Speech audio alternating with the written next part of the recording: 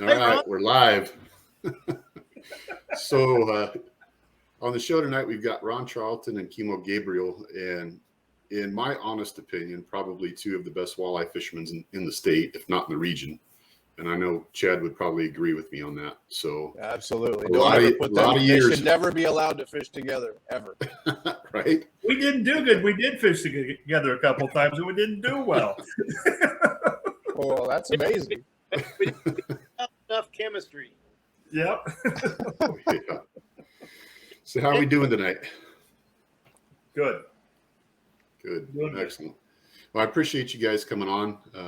There's a couple things we want to cover, and we'll get to the meat of it in a little bit. But what I want to do is, seeing as how I got two good walleye brains sitting here, what I want to ask you guys, and what we'll do so we don't talk over each other, is I'll direct the question, and then Kimo, you can answer first, and then Ron, and then we'll go back and forth. But one of the things I wanted to approach you guys on is, what is your strategy when you go and you hit new water? And that new water could be, even if it's something you fish all the time, but let's say the water has dropped to a level you've never seen, or risen to a level you've never seen, or it's just new water that you've never been to. How do you approach that? Ooh, are you asking me first? Yeah. Water I've never been to. If I have time to research, I'm gonna get all the maps or all the data I can, and I'm also gonna look back at previous derbies that have been fished there. I'm gonna look at any information I can gather ahead of time about patterns. And then you said so I'm having a little trouble hearing some of the stuff. Did you say if there was like high water or unusual conditions? Yeah, so even let's say it's water that you fished many times, but let's say that water has either risen to a level or dropped to a level you've never seen. So usually if you have unusually high water, and if you're talking about current, that's going to push the fish to the side. It's going to push them in the backwaters. Like down here, June, we had like high water, like unprecedented high water. Maybe we have this kind of high water once every 10 or so years. And it pushed the water, it pushed the fish back in the bays, put them right on the bank. You could go right down the bank in places and flick a jig into 2 feet of water and catch a walleye, in June. So high water is pretty predictable in a sense that it always pushes the fish to the sides, close to the bank, into the backwaters, like the sloughs, like the more lake-like portions of the river, like McCormick and Patterson and Plymouth. So and then right on the bank up by the dam, that's pretty predictable too in high water, like this year. Low water, if it's low warm water like we've had a few years in the past, then you go right toward the middle. You go toward the middle height, the underwater humps, underwater islands, mid-river humps, and stuff like that. Because that's actually fairly predictable in current. Lakes, I don't know if that occurs much in lakes. I know that occurs a lot up at Kettle Falls, because that is like a lake that is a river. It's a challenging body of water. I think it's more challenging than our water, frankly, at times. Yeah. Well, that's good. What about you, Ron? You got any input on that? Well, Kimo just gave a great answer right there, and I agree with everything he said. So I'm going to go a different way. Like, I'm going to a new body of water.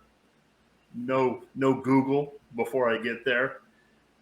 I'm gonna put down worms and cover water. I'm just gonna go away from what Kimo said. I'm gonna do what I'm gonna put bait down, and I'm gonna troll fast, and I'm gonna hit rocks. I'm gonna hit humps, and pretty soon I try to work through a pattern that way. If it's a brand new body of water, I haven't been able to scout it, do nothing.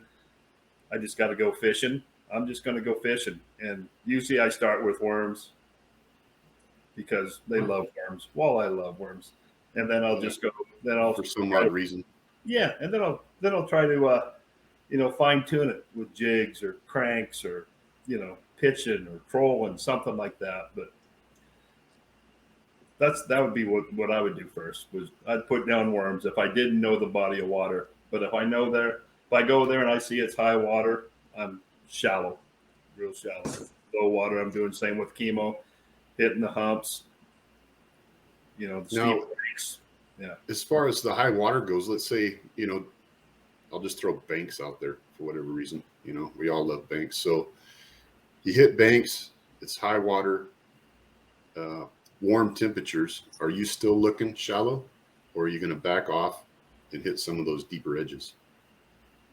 Me personally, I always start shallow. If I'm shallow, fish is so much more fun than trolling in 30, 40 feet of water. And they're usually big. Yeah, usually the shallow fish are big. Yeah.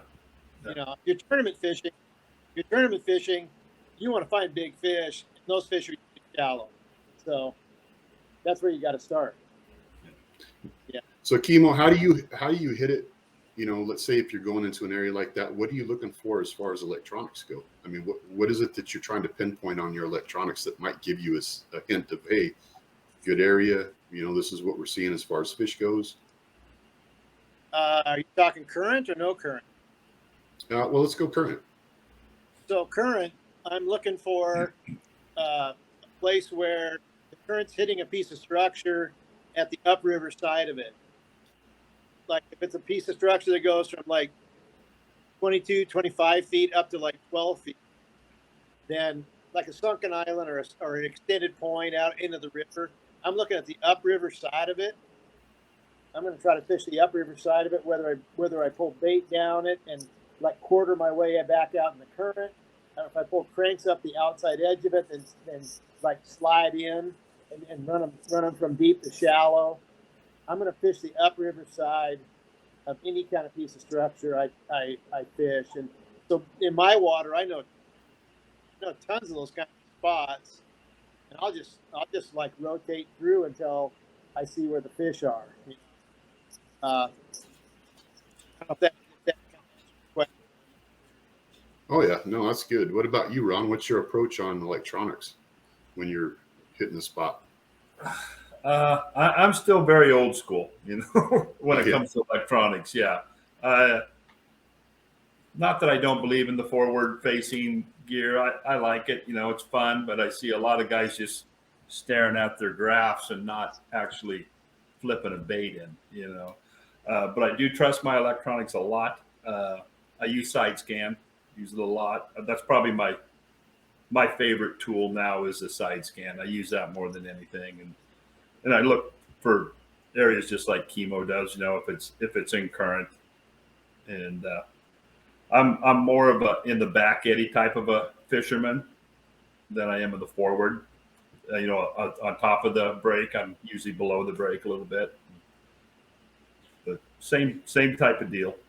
Yeah. Now, have either one of you guys ever messed with the 360s at all? I haven't yet. No. Yeah. No. Yeah, me either. No. I keep hearing good things about it, but it's kind of one of those things. And I know, Chad, you've got a 360, don't you? No, Dan does. I've got Dan does. I've got a Garmin live scope, and I think the biggest thing with that is these guys have got to the point where they're good enough where they know where these fish are, and that type of technology can, if you use it properly, it can catch you up to their level to a degree. They got the experience, they got the knowledge, they got the time on the water, they know the spots. They know that there's probably a fish. Kimo and Ron don't need to look at their graph to know that there might be one or two big fish sitting in a spot. But the guys that are taking advantage of this technology can catch up to them quicker because you can verify that, wow, there is a big fish sitting there. And there are guys that are so good with this stuff that they know how many fish are there. Doesn't mean they're biting. And that can be where it can bite you in the butt, where I would assume that Kimo might throw a couple casts. If nothing's going, he moves on to his next spot, where I might pull up to it and see a big fish and lose my cool and think that I got to catch that fish. So people don't realize there's two sides to this type of technology. So that technology probably is an advantage for guys that are fishing multiple bodies of water that they're not as familiar with. Like I'm really familiar with my waters, and I think I can assess what's there in a short period of time. Right. But if I went to banks, which I'm not as secure with, I go to Potholes or Moses, Kettle Falls, that technology in the hands of a guy that really knows how to use it probably has an advantage in a tournament situation. We're talking like in a high level fishing situation. They probably got an advantage over Ron and I, because they're going to go, okay, if they know there's fish in this weed patch or this hump, they can go, okay, they didn't bite now, but I can go back there later. I may go there and say they're not biting, or I may go there and say I may mark a fish or two on my old man electronics, and I don't know if it's a sucker or a walleye. I may leave and never come back. Those guys may come back there because they know it's a walleye. Yeah. You know what I'm saying? Exactly. So what Chad's saying is, so the old timers maybe have an advantage in their own water, but start fishing different bodies of water, new situations. Those guys with the 360 and the Mega Live, whatever they're using, I think that helps them a ton. Just talking with some tournament guys here the past couple of years that fished with guys that got it, and guys that got it, it seems like it's becoming an advantage. So, and it's something that I'm going to install on my boat this winter. I fish with, fortunate enough to fish with a lot of good fishermen, and one of them is Todd Pretty, and he has the live scope down. Last in 2021 in the Governor's Cup here, we caught 6 fish, and pretty much all 6 of those fish on Sunday. We ended up with a pretty good bag with 1 to 30 incher, but it was because Todd could see those fish in the weeds, and we just we just stayed there. We stayed there, and we pounded on those 6 fish. And the last fish of the day was that 30 incher with 15 minutes left, and but he's getting, so now he can tell the difference between a not a squawfish, but a sucker and a walleye because he's staring at that thing a lot, and he can tell the mannerisms of those fish, and it's a big deal. I see the value in the front facing scope. It's a good deal, and in wintertime up here, I'm getting my butt kicked by those guys that have that. And so, yeah. Well, and it's just like any piece of equipment. I mean, you got to put the time into to learn how to use it. I mean, I put mine on, it was right before the Moses Lake tournament, and I was out there trying to fiddle with it and figure out what I was looking at and making sure I had the angles right and this, that, and the other. And there's quite a bit of it that goes into it. Like you said, to be able to recognize what you're looking at. Is that a carp? Is it a big walleye? Do I have a school of perch sitting out in front of me? So bait fish. It's just like anything. Just got to spend time using it. Sometimes I was just going to say, I noticed when I first started using it, there was a bit of frustration because I have mine on a pole, so I can swivel it around. It's not on the trolling motor. I can move it front to back. But the issue is, let's say if you're anchored up in wind or current and the boat wants to, it's hard to keep that thing focused where you want it to. You're constantly having to turn it, so that's just something to keep in mind when you install it. You got different options. I'm not sure exactly what's best. I wanted mine mobile. I think, Chad, you've got yours on the back, right? I've had them everywhere, and it's every body water I move it. I mean, it's and in rivers and high flow, it's almost worthless. It really is, to a degree. Like let's say you're pulling worms or hopping something behind your boat, shiver minnows, whatever. I can look like right now it's on my vantage, so I have it facing backwards, or pulling 3-ways, or whatever you're doing, you pulling cranks on 3-ways or just pulling your spinners. I mean, let's say you're fishing some really snaggy stuff, trees, rocks, that'll cut you right off. You can walk it right over that type of stuff once you get, but you got to put time in. People think that you can just plug this thing in and it's going to show you everything and it's simple. It's not. It's like anything. You got to put your time in and learn it. I mean, I know plenty of guys that have bought it and sold it saying this thing sucks. Well, it doesn't suck. It's you have to put the time in to understand it, and every body water's different. Like in one event, you might want it on the back. One event, you might want it on a pole. One event, you might want it on your bow mount. I mean, Banks Lake a couple of years ago, we had a summer one. I had it, Terry Connolly and I, and it was a 3-man, and Byron, I think we got second in that one. And yeah, we got third. And we were actually, I had it on my bow mount. Yeah, I was looking at it. And I didn't want to put mine because you guys could embarrass. You probably got rooms full, so I wouldn't want to do that. But I could actually see schools of bait, and we were trolling suspended fish, and I could look forward 150 feet and see a pod of bait fish, and I'm staring at that thing, but we're pulling cranks. What more do I need to do? My job is to look at that thing, and I assume that some of them fish came because I saw that, I was actually. I'll correct myself. I didn't have it on my bow mount. I had it on a pole right next to me, and I was turning it left and right, and I would see a school of bait 50 feet to the right. I would slide over and try to go right over that bait. So, and we caught some nice fish. There's a lot of ways to use it. It's just not one way, and I'm constantly moving it to different parts of my boat. I'm never satisfied, and it can get frustrating even for somebody that's been using it a lot. So it's definitely not a plug and play thing, but if you use it right, it can make you, it can increase your confidence. Like if you see a school of, like, how many times have you went over something and said, man, I think there's some bait in them weeds, but you don't really know. Well, this thing is going to tell you. Like there's no doubt when you see a school of little perch or something swimming around. So you know what you're looking at, and then you could say, all right, there's a school of perch here. There's got to be some nice fish here, and there usually will be. So it's a tool to add to your arsenal, but it is not something that, like, let's just call it the weekend fisherman needs. But, when you're trying to beat guys like Kimo and Ron, you got to have everything in your arsenal to do that, because these guys aren't slouches. They're gonna know where to go and how to catch them. And that's what I like about our tournaments is, I want to go against the best guys. And unfortunately, sometimes those guys aren't there for their own reasons and valid reasons.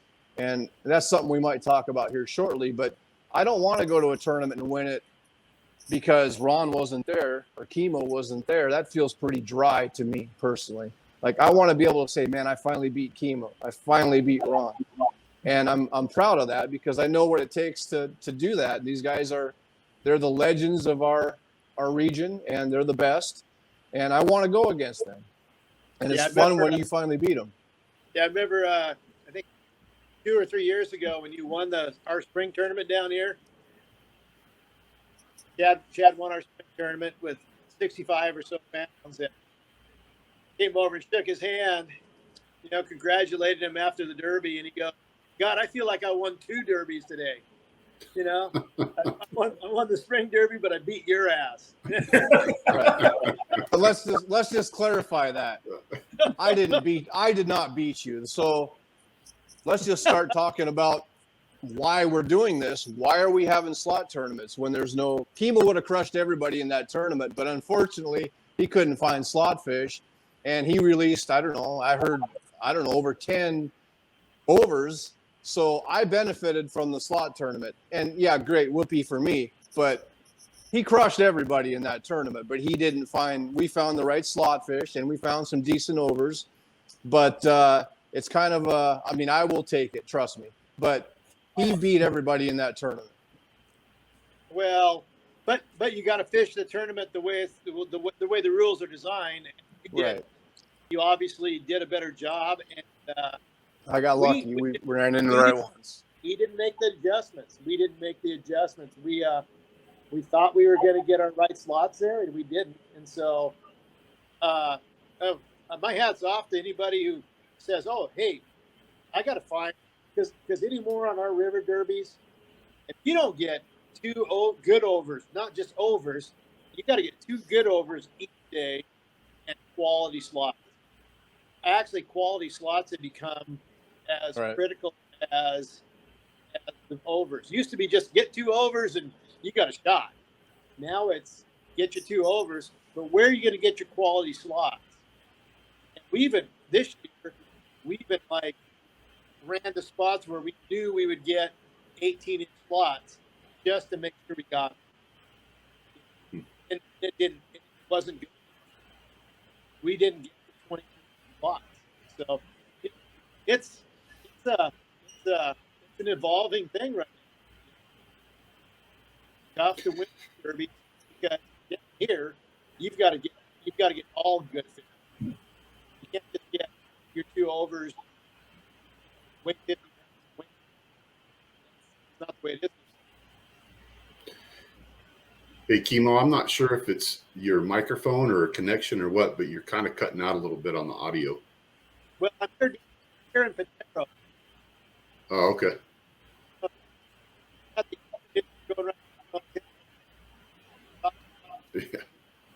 Yeah, that one's you're getting about every third word you're saying. I don't know. Is it something to do? I don't know if it has something to do with my microphone. That's better. Maybe. Yeah, it could be the connection or something. So that kind of leads us into where you were heading to, Chad, as far as the slot limits and things like that, and some of the issues that have been brought up as far as tournaments here in Washington, and where the state of the circuit, let's say, or the state of the tournaments are as far as Washington State goes. Yeah, well, we want more people involved, and I don't think we're making the right adjustments. I think that we have to take some input. I've heard a lot of people say it's too expensive. I get that because the guys that are still fishing it are really good at catching walleye. So why would Joe Smith from Tri-Cities that goes out and fishes and knows how to catch walleye, why is he going to go up against Kimo or Matt Brown or Jordan Reed or some of the guys that are excellent at catching big walleyes out there? So I think, we need to take everybody's input, and instead of just pushing it to the side, we need to listen to others and acknowledge that things need to change, because, and that's Ron and Kimo can attest. I mean, the attendance is the numbers have dropped. I mean, we're down to under 30 teams now, which is no different than a weekly league event, in my opinion. And we're at the point where now, this is 100% my opinion. When we're down to this level of entries, there's no reason to have a 2-day tournament anymore, first off.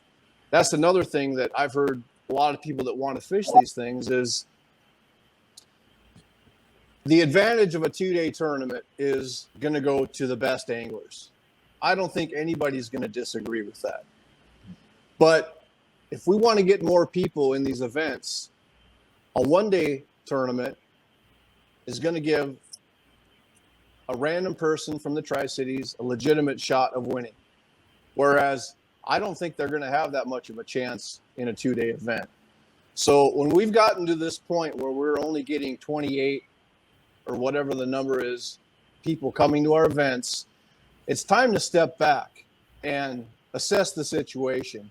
Whether it's lower entry fees, whether it's doing a 1-day event, whether it's changing the schedule around into times of the year where we don't have to worry about killing all these big fish, whether it's less events, we've gotten to the point where we need to, as a group, step back and have a conversation. And this is the perfect platform for it. Yeah, well, and that's, Ron, I'd like to get your opinion on this. I've been fishing basically the walleye tournaments within the region since probably 95. I started out with my dad, and there was a point in time there between, let's say, 98 to 2005 where we had 100 teams in tournaments. You know, you'd go to banks and there would be a waiting list because they could only allow 125 boats. And it's my opinion that, and Chad and I were talking about this earlier, the people that were running the tournaments didn't fish those tournaments. Now they might fish the other ones, but if Gordon was running the Banks tournament, he didn't fish it. And you know, again, it all depends on who it was. When Ron was running the Moses tournament, he didn't fish it. Their sole focus was to run that tournament. That meant advertising. That meant getting sponsors. That meant, you know, obviously going out into the community and saying, hey, this is what we're doing. And the turnout was way better. So what do you think is the downturn as far as that goes? I think, you know, right off the bat, you said a name there, Gordon, and when it was just the Washington circuit, and then Oregon had their circuit too. When it was just the Washington circuit there for a while, it was just 4 tournaments. You know, there was Camas at the end, but that usually had like 15 to 18 boats in it. But at the start there, it was Potholes, Moses, Banks, Kettle Falls. 4 tournaments. And you want to fish them all because there was 4 tournaments. But one of the main things there was they had the 4 tournaments and they had 4 directors, and those directors would all go to numerous meetings over the course of the year. And I was the representative for Kettle Falls for a couple of years there in the early 2000s. I'd go to the meetings, and they had a plan. They had direction. Those 4 tournament directors, you know, they had a plan, and they really set it out. You know, we're gonna have a big raffle. Everyone had a raffle except for Moses Lake, you know, but the rest had a raffle. You know, Meesburg's had one, Gordon had one, Kettle Falls had a raffle. A lot of people. Moses had one too. Yeah, I thought they did there in the very start. Yeah. I wasn't quite sure. My son won a boat there. Oh, nice. But, you know, they would, and so that would bring a bunch of community to these events. And they would come to see the show. Yeah, they wanted to see the fish. They wanted to see who won, you know, and it was community members. And this is how I got started in fishing for walleye. I was a trout fisherman and a bass fisherman. I went to a couple of the tournaments just to watch the weigh-in and stuff. And it hooked me, you know. 25 years later, 5 boats later, and I'm still here, you know. But it hooked me, and it hooked a lot of other people too around Kettle Falls and Spokane. You know, the Pretties, they started fishing the Governor's Cup, and the reason they stayed was because of the drivers' meeting took up the whole gymnasium in Kettle Falls, you know, and they had guys, Ranger pros coming in, you know, and stuff like that, giving speeches, and they're giving away free tackle. There was a big meal. It was an event. It wasn't a tournament. It was an event. And it was a show, and people wanted to see it. And you got to get people excited about tournaments. Well, you know, that brings up a good point too, Ron, because, you know, Potholes and Moses, they used to do a big Friday, you know, dinner. Mm-hmm. You would go down to Cascade Valley Marine, the Valley Marine down there. They'd clear out the showroom. You know, they'd have food in there. I mean, that place was packed. You'd have to stand outside to eat. Yeah. And, you know, you just don't see that anymore. Mm-mm. No. And it's hard, you know, for the CRWAA to host a tournament in Banks Lake or Moses Lake or Potholes. Most of those guys are from the Tri-Cities. So it's hard for them to host a tournament, you know, in a town that's 2.5 hours away. Sure. You got to get that community involvement. Right now, Don Graham, Ken Pretty, and we're pretty much committed to the Kettle Falls tournament to get it back to the way it was. You know, this year they had a huge turnout. You know, you were there, Chad. You know, there are a lot of people standing around there. Yeah, it's the best run tournament of our circuit. It's disappointing to me that a lot of the lower guys aren't coming to it. Yeah, because we it's well run. We got to make it a show again, and it started to be. I thought the club did a great job this year. They did.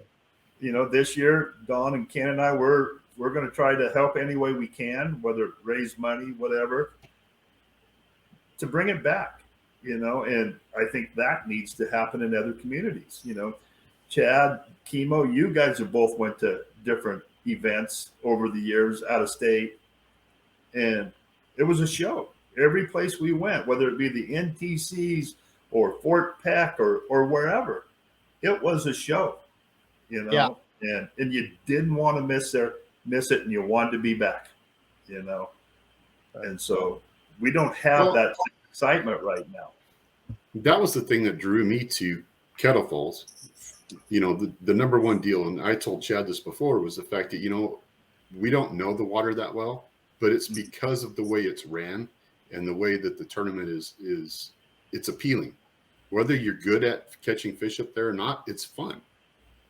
And I guess that's the one thing that I think lacks in some of the other ones, is the fact that there's not that involvement to have the fun. You know, whether it be, you know, with the Calcutta or, you know, even at the drivers meeting on Friday, you've got the booth set up out there at Kettle Falls. You know, you got raffle tickets being sold. You know, that's just a draw and fun on its own. Yeah. So. Yeah. Absolutely. Yeah.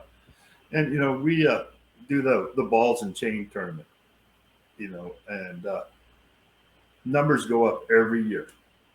And there's buzz about it all the time. I'll walk into a store in Spokane and I'll see somebody that fished the tournament. And what day is the tournament? You know, this is January and they're already looking forward to September 28th or 27th, whatever day it is, you know. They're already looking forward to it, and it's 9 months away. And that's how it kind of used to be in the tournaments. You know, I can remember Moses Lake. You know, cutoff was 125. You know, I'd be signed up 4 months before the tournament, just because I wasn't going to miss it. Yep. But Ron Sawyer and his crew did a great job, and the 4 tournament directors, they had a plan, they had a vision, and Gordy was the godfather. You know, I was in those meetings. He didn't pull any punches. If you weren't doing it the way he thought it should be done, he was going to let you know. And so we don't have that right now. And he also probably knew every tournament, every guy's name, and that's something that we're missing, like the connection. Like I was looking at the Angler of the Year. You know, we've had like 200 plus guys that have fished our tournaments. Yeah, some of them might have been locals, but, you know, they're out there. The guys that want to fish these tournaments are out there. But there's a huge disconnect between us and them. And that's where Gordon, you know, the few times I got to fish with him, every boat that went by, Gordon knew them, was talking to them, and that's just the way he was. And absolutely, when we lost Gordon, that's when our circuit fell apart. 100%. The amount of work that Gordon and Marge put into these events, nobody has even touched, not even came close. Marge used to tell me that the day after, they were already preparing for the next year. And it takes a lot of work, but it also just takes the right person, the right dedication to do that. And you can't just expect people to show up. Yeah, the core group is going to show up, but we're at the point now that what's the point? I mean, we got to get people involved, and we got to make adjustments, or we're going to lose more people next year, and then we will. I mean, it's not going to get magically any better. So we have to all have conversations and make adjustments, whether it's time of the year or whatever the case might be. 1-day tournaments. I actually, if you would ask me 3 years ago, I would say, yeah, we got to do 2-day tournaments. But I've completely changed my mind on that. I don't think that's the case. I think it's time to change that personally. Let's go to 1-day tournaments, because I think that's going to bring more people in. Because like I said, it's tough to beat a good walleye fisherman twice in a row, but anybody can win in a 1-day tournament. And good for them. And that's going to stick them right into this circuit, and they're going to be glued to it. They're going to say, man, now I want to win a 2-day. But we just never put any thought and consideration into the guys that there are plenty of guys that want to fish the circuit, but they don't want to go against Kimo and Ron and all the best guys in a 2-dayer because frankly, they don't stand a chance. They really don't. But a 1-day tournament, anybody can win a 1-day tournament. So you're saying I got a chance? Absolutely, Lonnie.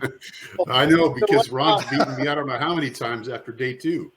Right. What about a circuit where you have on each of these venues, you have a 1-day derby? Dang it. Where you I couldn't hear you. We couldn't hear you all the way there, Kimo. so I don't know how to make this better. Actually, That was working. Right there. That's right there. Whatever you're Don't doing. move. okay. So I got the AC right here in the motel. Maybe that's causing distraction or No, something. you just got to get closer. We need to see. your Yeah, it's nostrils. working really good now. Okay, so what if we looked at the circuit as each tournament is a 1-day derby, and then your champion you have a championship venue. Let's say you go through your whole circuit, and then you pick a venue for your championship, and that's a 2-day. Love it. Yeah. I think you could do stuff like that. I like the 1-day tournaments. I like them a lot. You know. The 1-day derby saves, one of the big problems is cost. Oh, For the sure. new guy, if they go to Banks Lake, they got to stay somewhere. They got to pre-fish probably a couple days. They're gonna drop $1,000 or $2 in lodging, fuel, lost wages, whatever. But if it's a 1-day, it's more appealing. And then if they have some success, they're going to go, okay, I'm going to fish a championship. And the problem with the championship though is where do you do it that where everybody is satisfied with that? Because if you don't have it on the river, you're not going to get the river guys. Frankly, if you don't have it on the river, or if you have it on the river, you're not going to get the Washington guys in a lot of cases. You're not going to get the North. I call it, Kettle Falls and Spokane. You're not going to get the North. And when we have derbies up in Kettle Falls, and you're not getting the South, right? You're not getting the river guys that much. But if I had to go up there and compete against those guys and I'm not saying I'm afraid, but if I had to go compete against those guys for 2 days, now I'd be challenged. But if I had 1 day, if I had 2 days of pre-fish, 1 day to fish against you guys, like Lonnie was saying, I think I got a chance. Might have. You think we can take down Graham, Kimo? What's that? You think we can take down Donnie? You think I could take down Donnie? Well, we'll all gang up on his ass. 1 day. One day. Sometimes I can beat him 1 day. Okay. But I'd want those guys to come down and do the same thing here, Absolutely. Yeah. Yep. And I think that's kind of I think that's part of what's happened in the derbies. It's become I'm going to fish around where I feel comfortable I can win. Yeah. Right. And I haven't been up north for 2 or 3 years now. So what if you did like sorry, Kimo, I didn't mean to cut you off. Keep going. No, go ahead. I was just going to say, what if you did like you said, let's say 4 1-day tournaments, and then you pick a venue, and I think the venue should rotate every year of where you're going to have a championship. Yeah. But let's say if you did that, so you set your schedule and then you said, okay, by, I don't know, let's say March 1st, you have to have your entry forms in. So that way there's a cutoff. Everybody's signed up. I'm just throwing it out there so that you don't have maybe some people at the last minute saying, oh, no. I mean, you're going to fish it. You're going to fish it. If not, you're not. I don't know if that's a good idea. But at least that way you're guaranteed at least a certain amount of entries. or make the early entries cheaper. If you Yeah. want to get last second, you pay an extra $50 or something. Right. You know, that's not prohibitive, but that's always been a big deal on the river. Always been a big deal. I mean, as long as I can remember, you could sign up for a river derby when Rod McKenzie ran them. You could sign up by 6:30 in the morning, day of the derby, Right. and you could still get in. Guys would look at the wind and determine whether they wanted to fish. That's the W is a thing, you know. Yeah. And That's what keeps guys from the north coming here, I think. It is. It's I've fished, down there 4 or 5 different times, and if I see the weather's going to be crappy, I just don't go, because it can be wicked. there's a lot of boat damage every year in Umatilla. I mean, I know a couple. I think Paul Bates had seats ripping out of his floor. I think he said he broke his windshield. I heard some other stories, the broken bow mounts, and it's usually horrible out there. I mean, it can be flat, calm in one spot, and then come around the corner and holy criminy. So, that there's all kinds of factors involved with these tournaments. And so personally, if we never had another tournament in July or August, I'd love that. I don't have fun. And I mean, yeah, the big fish are caught, but they're also killed. Like tons of big fish are killed in our July, August tournaments, and we're being hypocrites. If we're going to go blast these guides for killing all these fish and go do the same thing that they're doing, we're hypocrites, and we're doing it every year. And there are other options. They're not being looked at. So I think that's why we're losing some core guys also, is they are tired of seeing big fish dying. Like they've put their foot down. And I will say this, I'm a diehard fisherman. Like I've been fishing this circuit since I moved here. Well, I really started in 15, and I think there's only been like 2 tournaments I've missed, maybe 3. And I felt guilty fishing this last tournament because these fish aren't living. Yeah, they might release, but they're dead. And when we have other options for these tournaments in the summer, whether it's not doing them in the summer or using a catch, photo, release type of format, and we're not even thinking about doing it, it irritates me. Like, I know for a fact, and all you guys that have seen this, like big fish go back to the same spots like a big buck. Dan Graham and I fish Rufus Woods. We don't fish it much anymore, but we've caught the same fish off of the same spot, the same time of the year. So it just frustrates me that, that we can make changes, but it seems like we're being hypocrites and we don't care.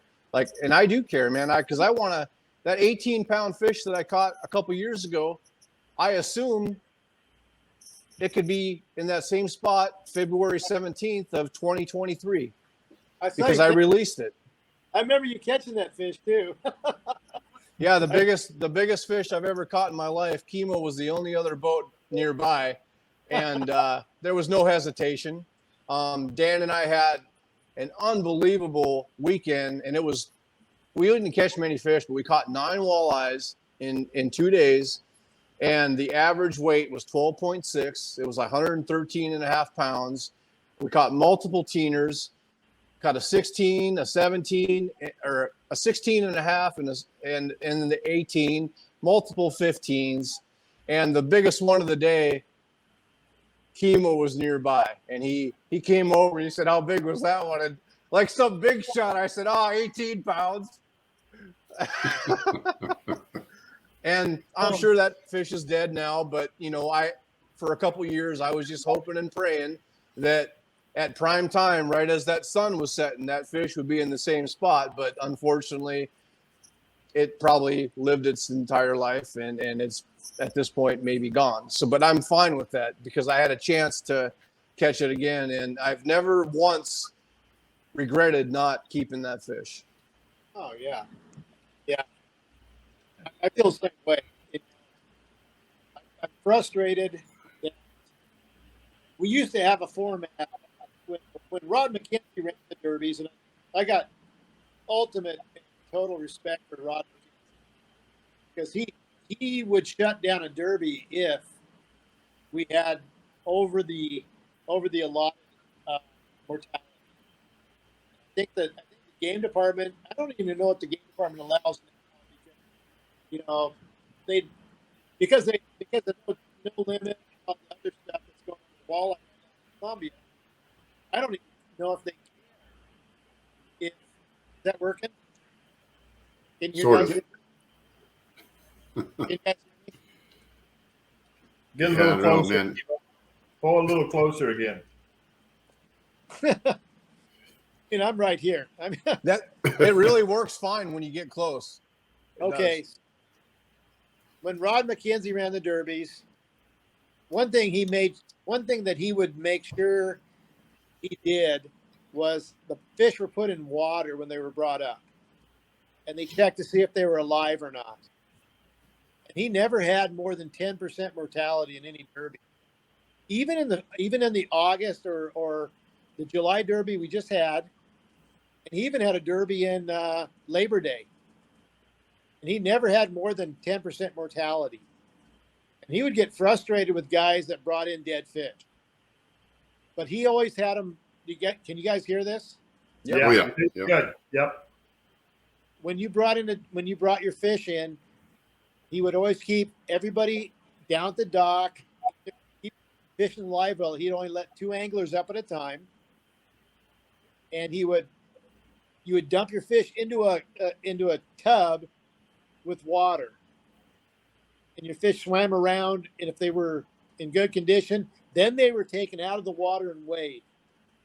Now they're just dumped into a container, a basket, and all the water drains out. There's no way to tell if they're alive or dead.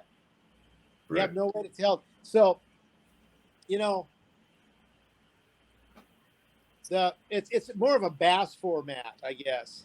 That's the way bass tournaments that's the way they do it in bass tournaments, because bass are so darn tough. You can do that. You can take them out of water, let them sit outside, put them back in the same water you took them out of, blah blah blah.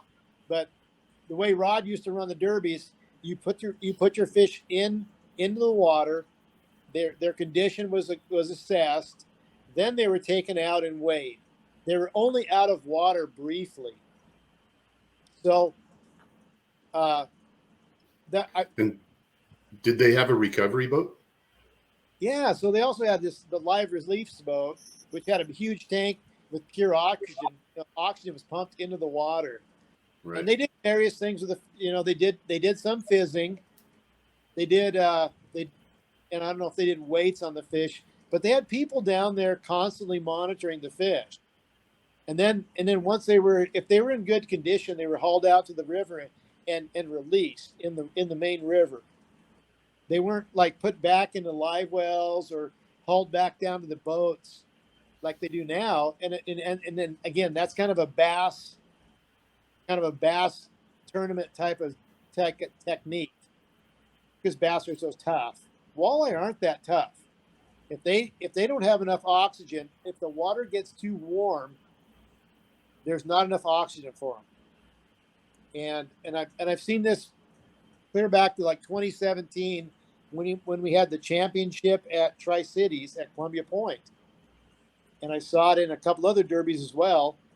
The fish just didn't get enough oxygen, and their water was kept too warm. The water was too warm, and they were left in the bag too long, and then they were left out of the water too long while they were weighed. So this is not just unique to what's going on right now. It's been kind of going on since, I don't know, like for 5 years now. It's been a different And a different type of weighing, treating the fish, and so on. Walleye are not that tough. no, They they're don't have not. oxygen. If they don't have enough cold water, they don't survive well. So I do have a question. Maybe somebody can answer this because I honestly don't know. What happened? Well, I guess it probably would be 5-6 years ago. Why do we not have a recovery release boat? I don't know. Cost probably. I don't know. Well, wasn't it Desert Marine was no longer running the events? I mean, isn't that what it was? Yeah, pretty much. Yeah, once Desert Marine quit running derbies, the live release boat went away. I think they even contributed that boat or let other derbies use the boat on the river, but I can't be positive about that. But I think they were asked if they would let other people use the boat. But seems like once they went away from that, and they went away from the way that walleye were treated in the past, like right around 2017, 2018, that's when it kind of stopped. And they went to this process of bringing the fish up, dumping them into a basket, all the way.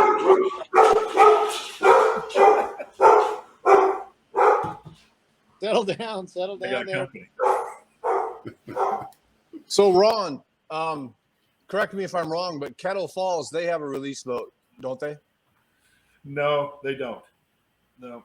They have a tank or something. I thought I saw them putting the We fish have into a it. tank on the dock that all Okay. the fish that are questionable, they Right. put in an oxygen. It's a big, probably 300-gallon tank Okay. with oxygen pumped into it, and fresh water pumped into it, and they keep the fish there until if they're questionable at all. Yeah. Right. Well, I guess something that could happen.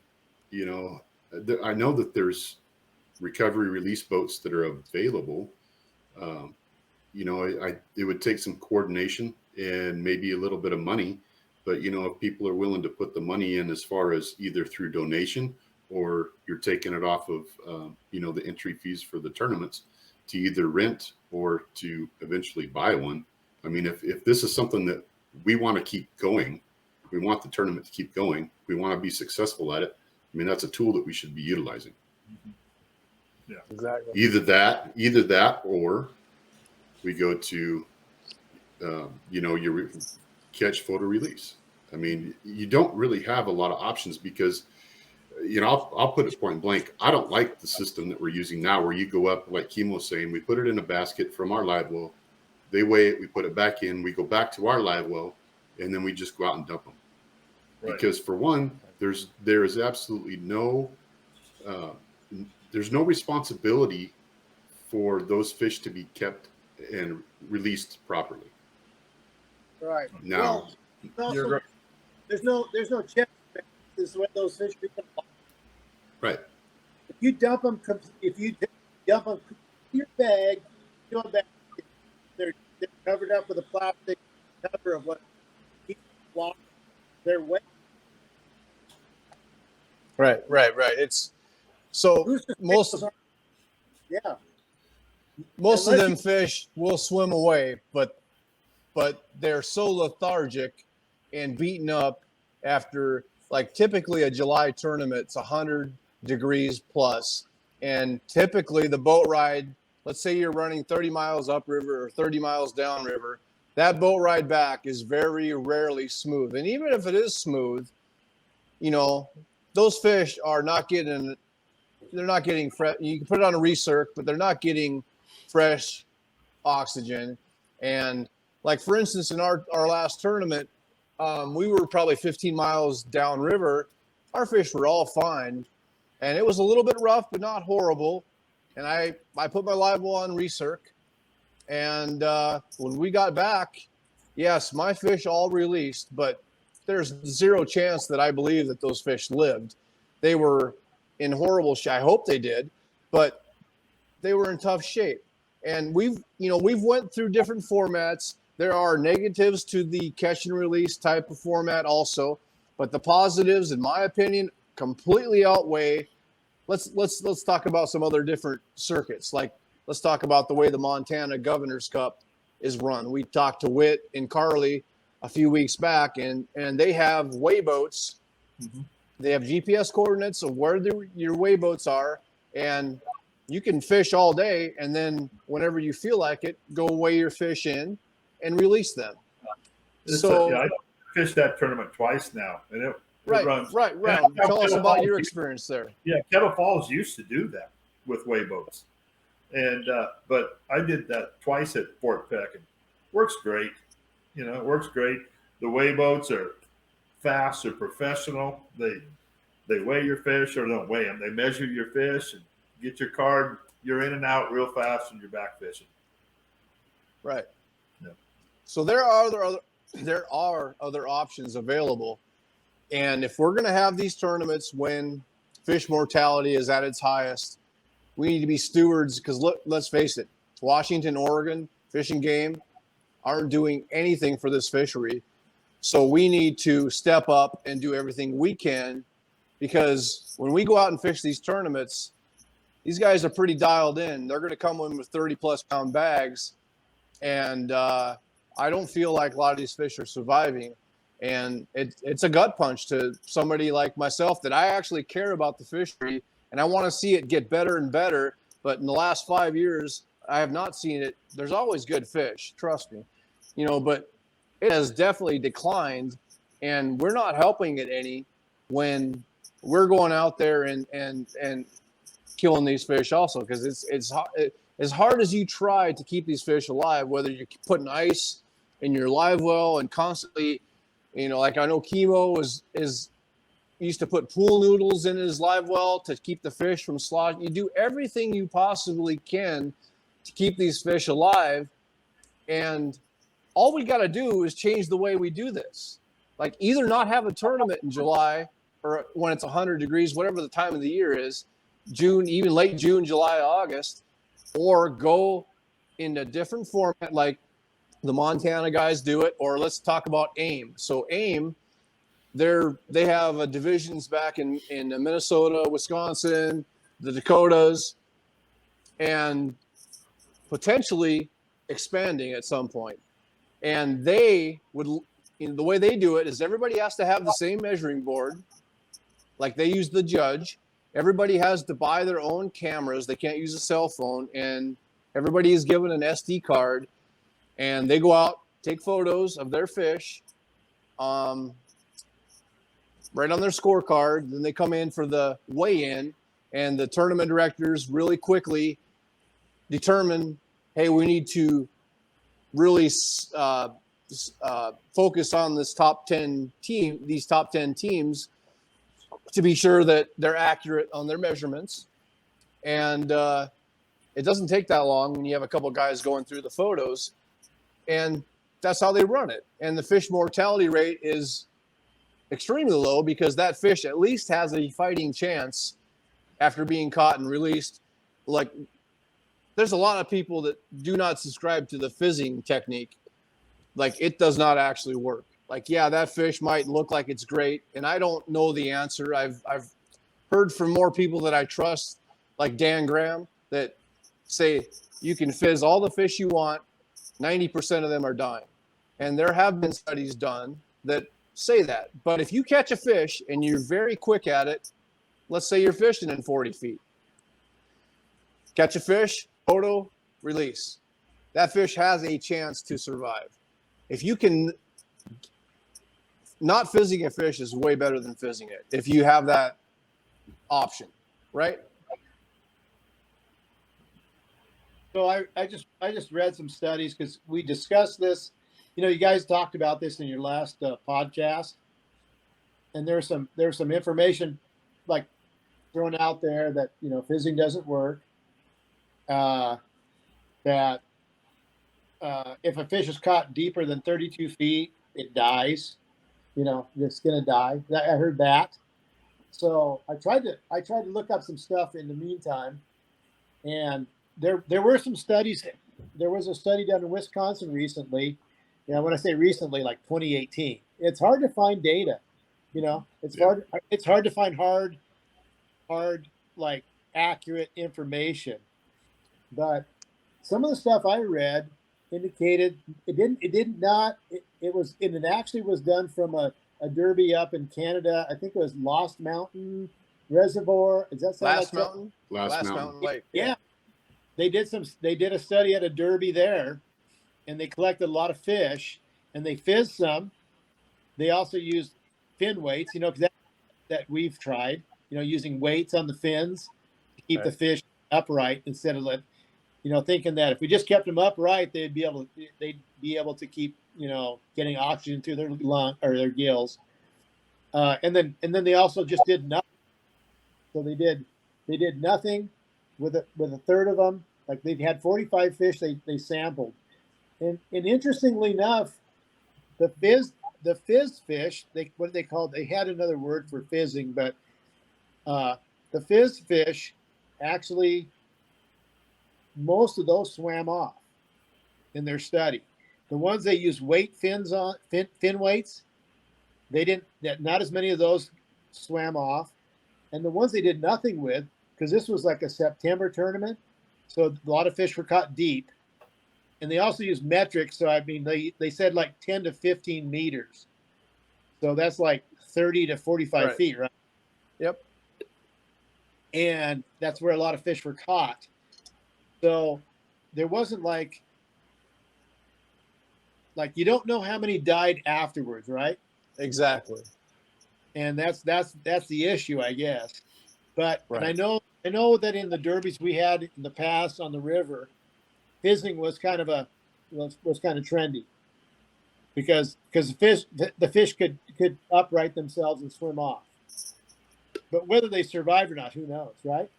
Right. That's and I don't know if there's a ton of data or research that shows that those fish, die of fungus infection or bacterial infections or whatever because that's pretty invasive, right?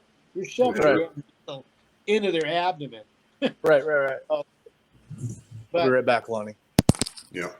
But Well, and that's why, if some of the studies that I've read is, yes, the fizzing can work. They will swim off, but you're not, obviously, if you don't fizz them, you're going to see the floaters. The ones that get fizzed, they do swim back to the bottom, but how well do their swim bladders effectively work afterwards? And unless you've got some kind of a study where they've tagged the fish that they've fizzed, you're never going to know. Or if somebody can. In this particular study, though, they put telemetry like receivers or transmitters on a certain portion of the fish, and they still were able to find a certain percentage of the fizz fish 42 days later. Oh, good. That's great. So that indicated that to me, well, they could be laying on the bottom of the water, right? They could be laying on the bottom of the body of water, and they just but they were receiving signals, right? But I don't know if there's any true good way to release these kind of fish in these kind of derbies without releasing them immediately. I think that's the point Chad's making, is that we have options like fish donkey. We did 2 of those in 2020, right? Yeah. We did quite a few. Yeah. Chad ran a couple of them in 2020 down here. He ran one in the spring, and he ran one out of Tri-Cities. And I think that is. I mean, I'm old school. I'm an old fart, I've always brought my fish up to the scale, right? And Ron can relate to this, but But shoot, if I could let my fish go immediately after quickly measuring it and video the release, if I could do that, and we could just keep fishing, and not only that, but keep fishing till the end of the day. Yeah. Right. What a great situation. Yeah. And then I don't have to kill ourselves hustling back to the marina. I don't have to beat my fish up. If we truly are interested in conservation and not damaging the resource. Fish donkeys tournaments or any kind of release tournament on the water with the technology we have at our access now is the only, to me, is like the perfect way to go. Particularly in late in the year. Because I mean, there's no better, honestly, if guys that run at the Tri-Cities in this derby and had been a fish donkey, they'd have weighed 50 pounds a day. Mm-hmm. There was situations or fish in certain places where, and I think guys in the derby were aware of it, but they just didn't want to lock through and run all the way up to, like, Snake River or whatever.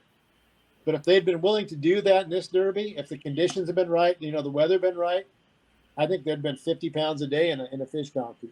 And I don't know if there's a better way to advertise our derbies than weighing 50 pounds a day. Right. Yeah. Okay, well, speaking of that, this is just my opinion, which doesn't mean anything. Why are we doing 6 fish? Every other circuit does 5. Sure. Every other circuit does 5 fish. Why are we doing 6? Why can't we adapt? And What about Ron? Aren't your Tuesday fishing nights 4 fish? 4 fish. Yeah. Yeah, right. yeah. And the balls and chain. The balls and chain is 4 fish too. Sure. Yeah. Yeah. I don't know why we have to use 6 fish. It just, down here on the river, the limit set by the game department was 6 walleye, 1/24. And that's way. And I think weren't these the original derbies down here on the river? Yep. So maybe that was it. Yeah. Well, I know it wasn't Moses when Brandon did it here a few years ago. Wasn't that 5? It was the 5 biggest fish. I think it was 5. Yeah. Yeah, I think so. There was, no restrictions on it. Yeah. Right. I So, love the idea of you but you weigh your 5 best fish. Right. To me, that's a derby. Yeah. Well, and like you said, there's technology out there now that, we don't need to stress these fish out. I mean, Right. let's face it. What are we gaining from taking them to the scale? Nothing. It's just our ego. That's the only Nothing. thing We're not stroking. gaining anything.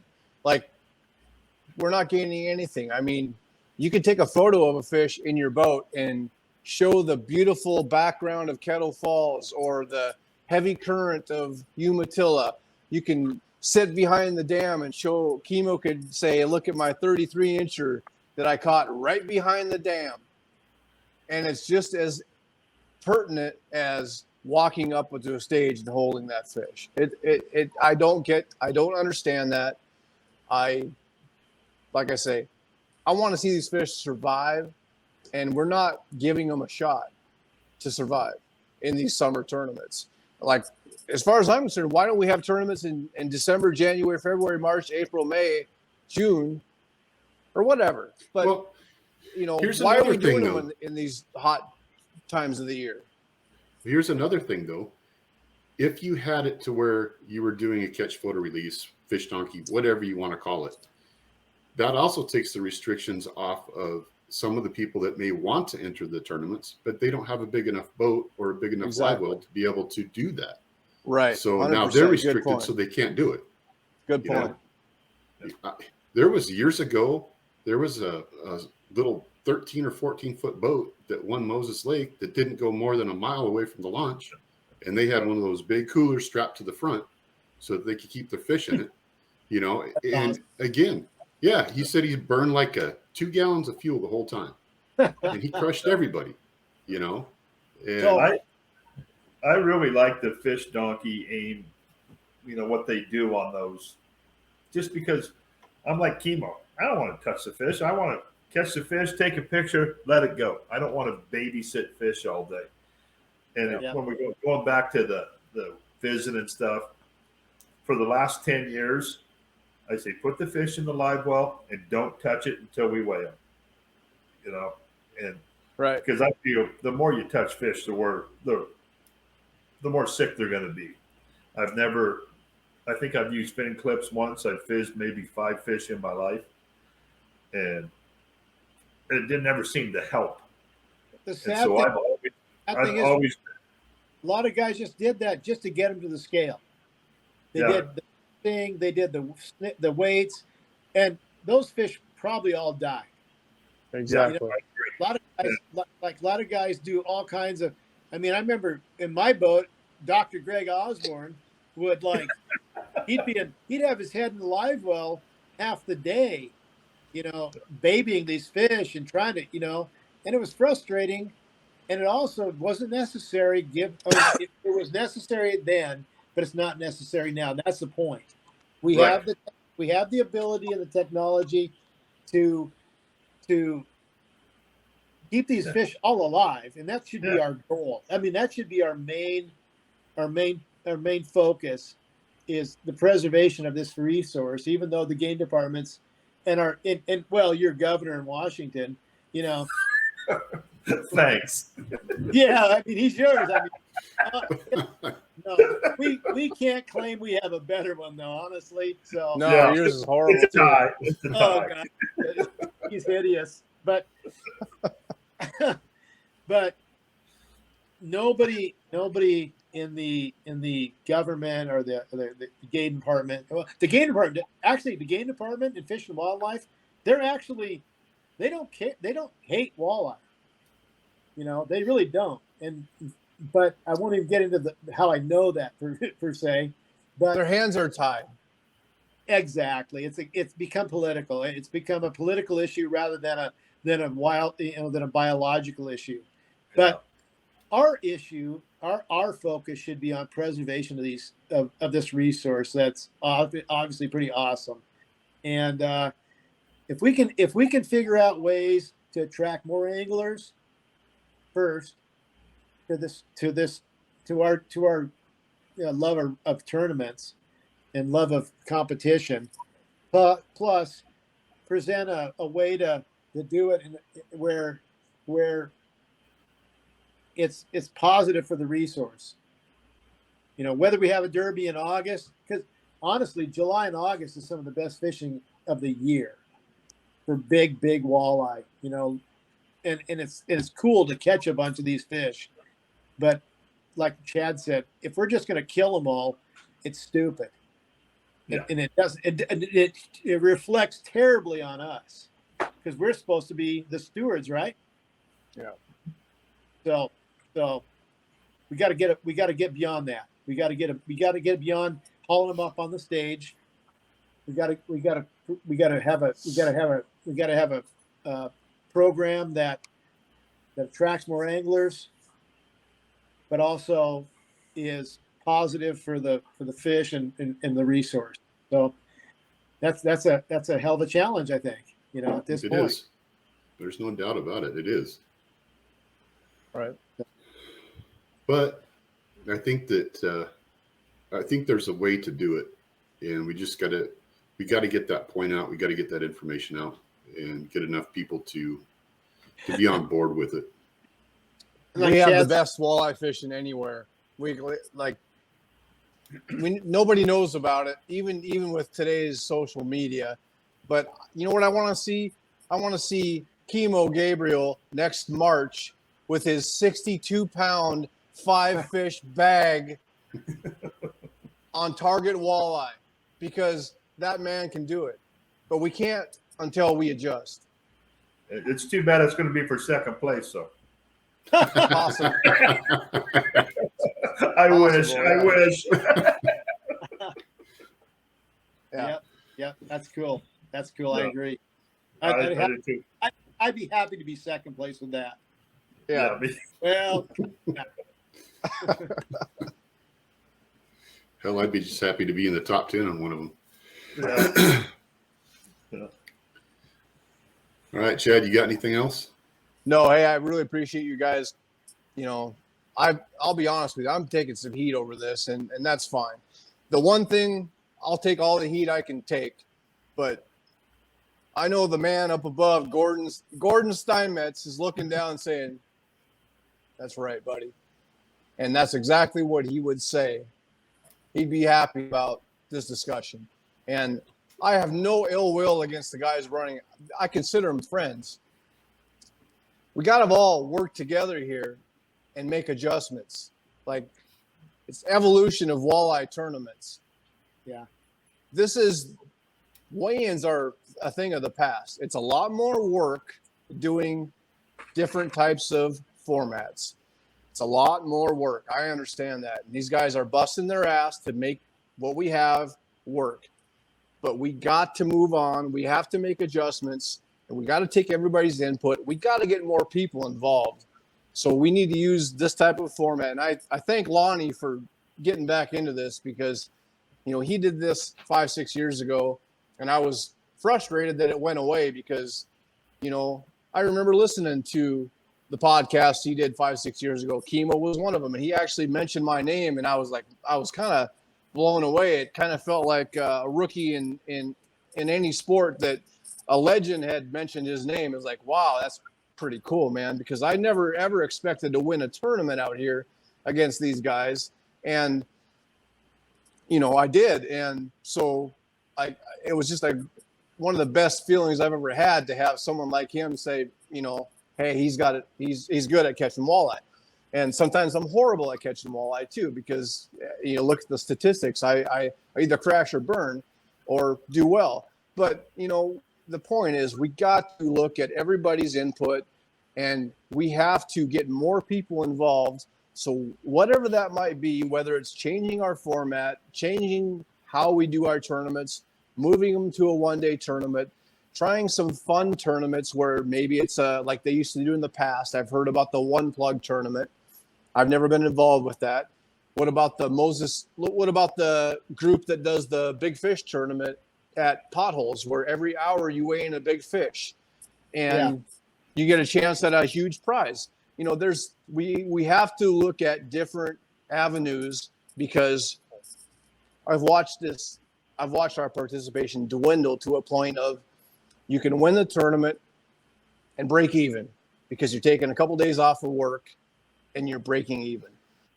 And yeah, you're right, Chad. And basically it's because, like you said, you kind of laid it out early when you said Gordon ran a derby, Sawyer ran a derby, Kettle Falls ran a derby. It was run by individuals who weren't fishing. I think that's a big deal. I think that's an important point, that it was run by, people invested in the community. And I don't, that's where it's, a lot of that's gone away, right? Yep. Sure. Well, and the big thing is, like when Chad, you were doing the fish donkey, it's like I told you before, I appreciated you doing that because we didn't have anything that we were doing at the time. Nothing was happening. But at the same time, it's a whole hell of a lot of work for somebody to run a tournament and to try and fish that tournament, because your focus can't be solely on one thing. You're trying to split it in two different directions. That means my biggest mistake in that was trying to please everybody. Right. And it backfired on me. Like, I would try to be the nice guy to one guy, and then I have 40 other guys pissed off at me because I'm the nice guy. So I will admit it, I was the wrong person to do it, but I did it. I stepped up and I did it because I wanted to fish. But we also got to see a new technique, a new format. And while it wasn't perfect, it did have way more positives than negative. Oh, absolutely. And I don't like the fact that we just are ignoring all of that. We need to not ignore it and try to remedy what we've been talking about. And we have those options, they're right there waiting for us to take advantage of them. And I feel like if we don't, it's just going to get worse every year. Well, maybe what needs to happen is, the people that have been around it, Kimo, Ron, Don Graham, any of these guys that have been into this circuit, been here for a while, we need to have communication. Maybe there needs to be, somebody that puts together some sort of a meeting, even if it's this way. Everybody gets together, put your heads together, and figure out a way to come together and make it great again. Instead of just leaving it the way it is. Because look, it's what they say about insanity, is doing the same thing over and over and expecting a different outcome.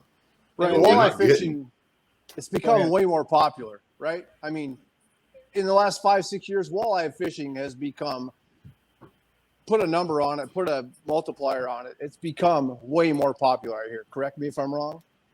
Right. Oh, I've seen that exponentially out here on my body of water, and there's tons of people that have tournament style boats. I mean, tournament ready boats that could be doing derbies. There's lots and lots of people that are catching lots and lots of walleye down here that aren't participating in the derbies. So there's I would say there's bodies there's bodies and people that are capable of doing it, and so for whatever reason they're not being attracted to that side of the game, I guess. So and it used to be totally different, right? I mean, there were guys with 16-foot smoker craft tillers out there, bobbing around in 4-footers. So, it's up to us. It's up to us to make the right adjustments. Lonnie, you said something, Lonnie, a minute ago that I think kind of sums it up, and that is we need more people at the table. And when the people come to the table, they say, okay, what can I do to help? Right. And not think, that's what we need. We need people that want to help and make it better instead of bitch. Anybody. Yeah. We got to get together and just say, okay, how are we going to make this happen? And I might throw out an idea, and it might be the stupidest thing in the world, but it's going to build off something else. And it gets the wheels turning. Yeah, and if no one helps, it's going to die. Ron wants to add big trout into the equation, apparently. Well, it's no different I'm going to go to sockeye fishing.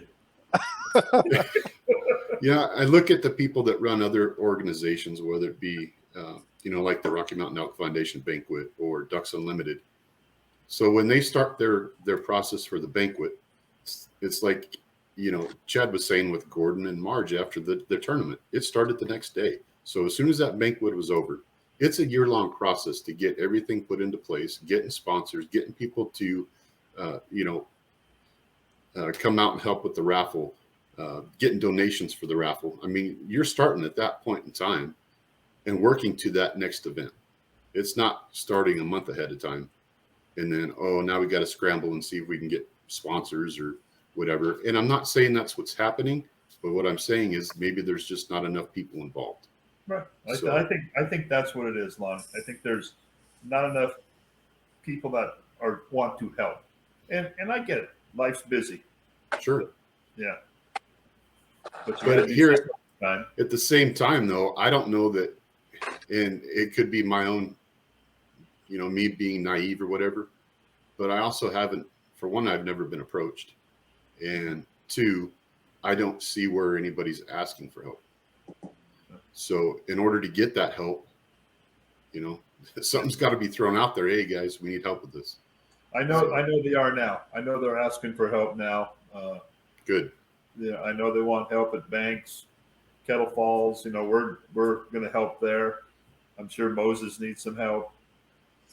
Yeah. And here's another thought too.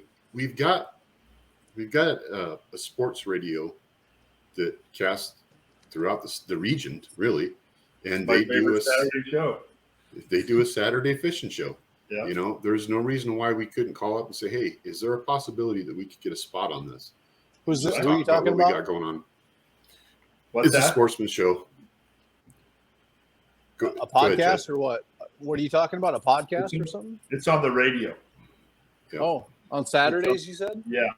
It's like a 3-hour show, 2-3-hour show. Who hosts it? I know you're going to ask me that, and I can't remember his name. Gosh darn it. I'll look it up as soon as we're done. I'll tell you. Keep going. Yeah. Saturday. It's on Saturdays. Is it It's on like from 9 to noon or something like that. Yeah. probably a West Coast guy, right? It is a Well, West Coast. It's yeah. Northwest Outdoors or something. I think it's what it's called. Yeah. Oh, is it It's on. Herod Outdoors? I know they do a podcast. No. He's on there sometimes, but it's not that. It's not Outdoor a podcast. line. Outdoor line. Yeah. Yeah. Yep. Okay. But they have. I mean, Fishing Magician's been on there. They've had, I think, Herod Outdoors. They've had Addicted Fishing. And I'm sure that those people probably called up and say, hey, can we get a spot on here and talk about what's going on? Again, it could be free advertisement. Right. I know Bob Loomis and the Max Lures guys, they expressed interest in talking with us. So, and we'll definitely, so we got just a little sneak preview. We've got some pretty good guys coming up next week. So, and so the AIM circuit back in Minnesota, they have different states. They have a circuit or a division, I guess, for every state. But Dylan Mackey, I think it was Vermilion. They just won a big tournament out there. And Tom Wynn got second place. And both of these guys are crushing it in tournaments. And so we're going to talk to those guys next week. And Tom has been absolutely top level. You cannot even hope to get to his level. He's first or second place in almost every tournament, although he says he's terrible at rivers. And then he won one, by the way. And I don't know if you heard about this, but he won a tournament in a river. I think it was Mississippi River. And he was casting plastic crawdads, and he crushed everybody. And they were pure white. So Wow. guys that are doing things completely different, I've had guys look at me like, what in the hell am I doing? And a lot of times when I pre-fish, I don't know what I'm doing. Like, I'm just trying the most ridiculous stuff because I think I already know how to catch fish, but I'm looking for next level, crush everybody fish. And a lot of my pre-fishing days are extremely frustrating because I want to find something different. And Tom Wynn has found something different. This guy is as dialed in as anybody. However, he did get beat by Dylan Mackey, which we're going to talk to first next week. But anybody that's getting first or second in every tournament needs to be publicized and appreciated because there are certain guys that have the patience, way more patience than everybody, that literally just drive around until they see the fish they want to catch and they catch it. And I could not do that, but Tom is that type of angler. So we're going to talk to those guys next week. And then we have one other, I'm not even going to talk about who it is, but we got some pretty interesting Midwest guys next week that we're going to talk to and get their perspective on what we're dealing with out here and pick their brains on basically how are they getting that good, because damn well that these tournaments they're fishing in, they're not slouches, but they're beating the best in that region. And that's impressive. I mean, so those guys should be acknowledged, and we're going to talk to them guys next week. So we're going to kind of expand now that our season's over. Jordan Reeder was the winner of Angler of the Year out here. He had a great season, and I think James Merith was second place. And I'm just trying to think off the top of my head. I know Scott Hansen and Dennis Damon, they were in the top. The Jablonskis, father and son, they were in the top. I'm missing somebody there in the top Sutherland. 5. Yeah, Rick Sutherland. And Rick only fished, I believe, 5 tournaments. And he still got third, was it? Maybe? And he only fished. Something like that. Right. Yeah. I think Right, Jablonski so- took third. I don't remember. Yeah. Right. So, and Ron, if he would have fished, so Ron had 4 top 10s and you had to have 5 tournaments. So Ron basically just he's won so many things. He probably just sat back and stayed at home and watched MacGyver I or wish. something. But, All it is what it is. But Kids. exactly. So Ron just kind of laid back, and he's good enough to where he doesn't need any more accolades. But But our season's over, so we're gonna kind of transition into talking to some Midwest guys, and I've built some relationships with some of those Midwest guys, and I know they got the big NWT championship coming up in New York, and a few of those guys. And actually, there's a 3-day tournament starting tomorrow in Oahe, South Dakota, and We've been there. I'm gonna say keep an eye out for an angler. Keep an eye out for an angler named Ben Teets. I'm just gonna call it right now. Ben is an excellent fisherman. He was my co-angler in Devil's Lake, which that's a whole nother podcast. But Ben could surprise everybody and walk out of there with a first place victory or an NWT victory because he's a hell of a fisherman.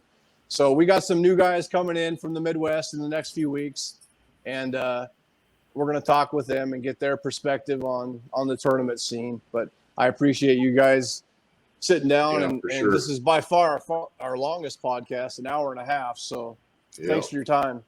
Yeah. Yeah. Well, thank you for asking. You bet. The probably last thing I want to say is this is no way a knock on the circuit. No way a knock on the guys that put all their time into this circuit. Right.